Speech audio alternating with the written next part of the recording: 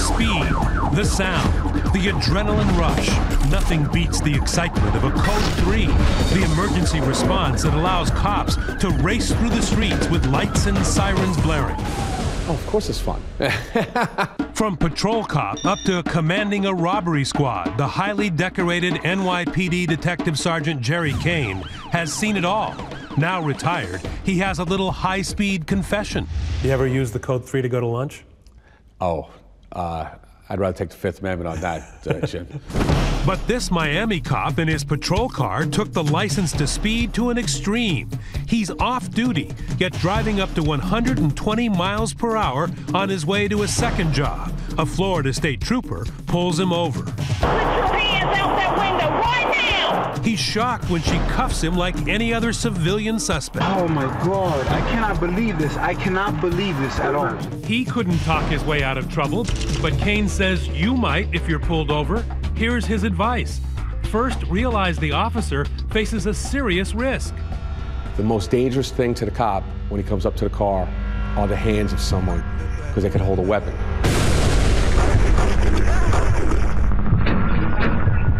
So Kane says if you're pulled over by an officer, work to put him or her at ease. If he can see everybody's hands, immediately his blood pressure goes down, his pulse gets a little slower. If it's nighttime, turn on the interior lights in your car. Night or day, lower all the windows in your car and put your hands up on the steering wheel, high, where the cop can see them.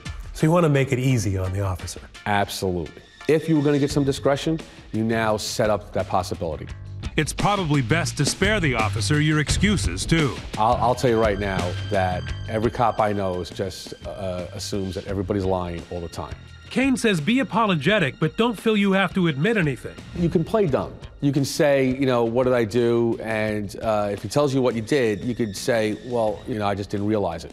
You know, you don't have to, you know, surrender. Does it work to cry? Only for women. What if she shows a little leg? Since men and women were created, attractive women get more breaks. Kane says when he's driving, he protects himself by keeping his speed less than 10 miles over the limit. If you were my brother or my cousin and asked me, that's what I would tell you. As upset as you are about that pricey ticket, don't let your rage run wild and back into the squad car. He's just added reckless driving on top of that speeding ticket. But sometimes the rage comes from the other side of the badge. Here's an example in a Minnesota detox center, where a drunk and disorderly man in the wheelchair verbally threatens a social worker. The cop doesn't take it well.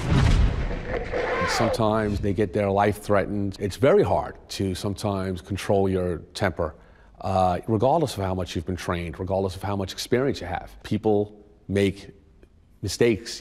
But a rogue cop in a bad mood could arrest you for anything. That's what allegedly happened in this New Jersey traffic stop, where the driver had run off and left his passengers behind. There's no driver around. Driver's gone. State Trooper Justin Hobson knows that because he was right there that night, the officer on the right. He says his senior partner was upset when the woman passenger didn't cooperate and suddenly decided to cuff her for drunk driving, even though he knows she wasn't behind the wheel. Why don't you turn around, put your hands behind your back for me. You're going to be under arrest for DWI. Oh, relax. Turn around, put your hands behind your back. Turn around, put your hands behind your back. He was being a cowboy and not a cop. Hobson's partner knows she wasn't driving. He says so on the dash camera. The guy who was driving apparently ditched and she got in the car. How can abuse continue to exist? Hobson says he found out when, stunned by the improper arrest, he tells his partner that he won't back up the false story in court. And he looks at me and he said, "You better keep your mouth shut." As Hobson writes in Breaking the Blue Wall, when he refused to lie on the stand, he was targeted by a rogue group of troopers who called themselves the Lords of Discipline. He sued and settled for $400,000, although the state denied wrongdoing. I was physically assaulted. I was ostracized. Hate notes were left on my locker. Kane insists that cases like Hobson's are rare. Negative stereotypes of abusive, corrupt cops aren't the norm. Witness this photo, viral this week, of an NYPD officer buying boots for a homeless man in New York. But in one final confession, Kane reveals that another stereotype is more than urban legend. You know, the one about the love affair cops have with donuts. They'll give you a little sugar boost. So it's not just a stereotype, It is a stereotype, Jim, but but based on a little bit of fact. it's a little bit of fact.